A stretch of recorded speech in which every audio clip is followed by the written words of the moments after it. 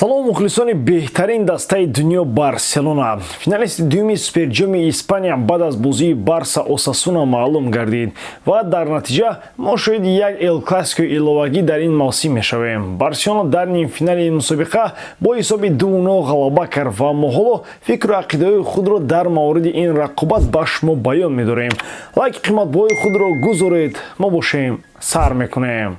Дӯстон, тамошои бозиҳои Барселонаро бо сарпарасти видеои мо ширкати 1x бозам ҷолибтар гардонед. Дар он ҷо регистратсияи осон, пур кардани маблағ аз тамоми гӯшаву канори дунё, вале аз ҳам муҳим бонус то ҳаҷми $100 дар аввалин пардохт бо промокоди TG Barsa. Ссилкаи бозӣ дар комментарияи ин видео.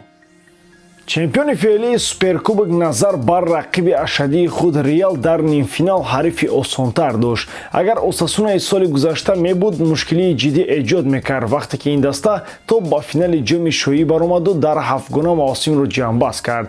ҳоло ба онҳо аз осмон ситора намерасад то ин ки як бори дигар аз болои сари худ баландтар паранд. Аммо ҳоло ҳама барои Барса проблема ҳастанд. бинед ки дар бозиҳои охир Барселона ҳамеша якум шуда гол сар медиҳад ва дар бозии охир аз дастаи дивизиони чорум 2 гол хӯрд.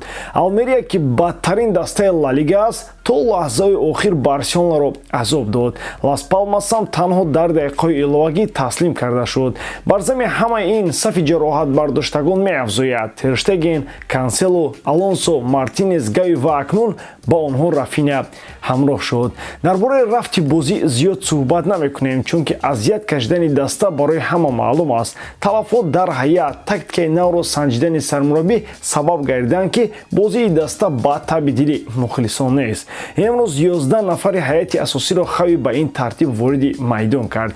Инака Пеня дарвозабон, Балде ва Кунде ҳарду дар канори хати ҳимоя, Араухо ва Кристенсен ҷуфти дифоъгарони марказӣ. дар миёнаи майдон сегонаро Роберто, Гюндаган ва Де Йонг ташкил карданд. дар ҳамла Рафиня, Торрес ва ду канор ва Левандовски аз марказ. Барселона бо нақшаи 4-3-3 ва 70% идораи тӯб бозӣ кард. Осасуна девори ҳимояи худро бо нақшаи 5-4-1 сохт. як ромби калон дар марказ ташкил карда намемонанд ки шамол гузарад. дар ин ҳолат Барса аз канорҳо имкониятҳои худро ҷустуҷӯ кард. дастҳо дар 45 дақиқаи якум аз эҳтиёт кор гирифтанд. танҳо дар анҷоми қисми якум Осасуна ба контрҳамла рафт ва ин чиз ба ҳукми анъана даромадааст. Роберт Левандовски дар нимаи майдони рақиб иштибоҳ кард ва ин қариб бо гол анҷом ёфт. хайрият ки Пеня наҷот дод. 45 дақиқаи дуюм пурра ба нафи Барселона аст. ягона чизе ки дар иҷрои даста хурсандиовар хоҳад буд, ин хулосаи дуруст баровардан аз бозии бемазмун дар қисми якум мебошад.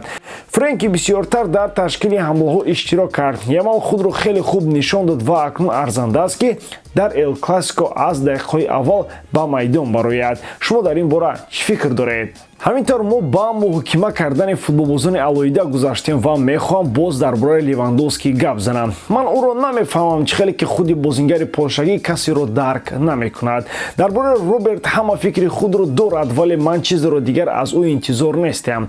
ҳолати варзишии Левандовски хуб менамояд, аммо фикр мекунам ки як сол гузашт ва ӯ дар ин муддат зиёд пир шуд ва ин ҳолат бо ҳамаи ҳамлагарон рӯй медиҳад. Левандовски бисёр фикр мекунад, дар прессинг саҳми худро намегузорад. дар ҳолати муқаррарӣ хато карда ҳамдастагони худро дарк намекунад. аммо як маротиба дар ин бозӣ Левандовски ҳақиқӣ нафаре ки ӯ дар мавсими гузашта ба даста кӯмак намуд, дар беҳтарин шакл нишон дод.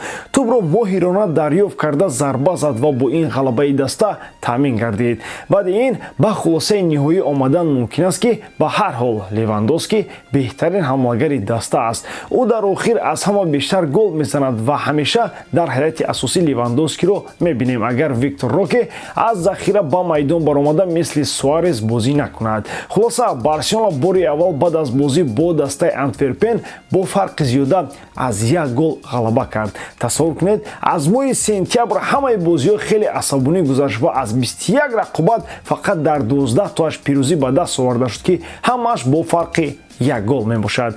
имрӯз Ямал ба ин анъана хотима бахшид. воқеан Ямал гавҳари ноёби Барселона аст. онҳое ки ӯро ба Куанка ва Телио монанд мекунанд, Ямалро хуб намешиносанд. дар 16-солагӣ ӯ аз Рафиня боақлона ҳаракат карда ҳамеша бозиро тезу тун мекунад. ӯро ба тоифаи бозингароне ки ба истилоҳ корашон фақат даводаи бефоида аст, аммо дриблинги хуб доранд дохил накунед. акнун ӯро дар Эл Классико ҳам аз дақиқаҳои аввал интизорем. бозие ки муҳим нест дастҳо дар кадом ҳолати варзишӣ қарор доранд. албатта дар рӯи коғаз Реал фаворит аст, гӯё ки дастҳо ҷойҳои худро иваз карданд. соли гузашта дастаи шаҳри Мадрид дар чунин ҳолат ба финали Суперҷом омад. акнун Барселона дар чунин вазъият аст. мебинем ки аввалин ҷоизаро дар ин мавсим кадом даста соҳиб мегардад. ба ҳамин тамом бори дорам ки эҷодкории ман ба шумо писанд меояд. дар ҳама ҳолат Барселонаро дӯст доред ва канали Барса TG-ро дастгирӣ намоед. дастгирии шумо пешравии мо. бо шумо мисли ҳар вақта Муҳаммад Гаиров. хай бачаҳоча дар паноҳи Аллоҳ.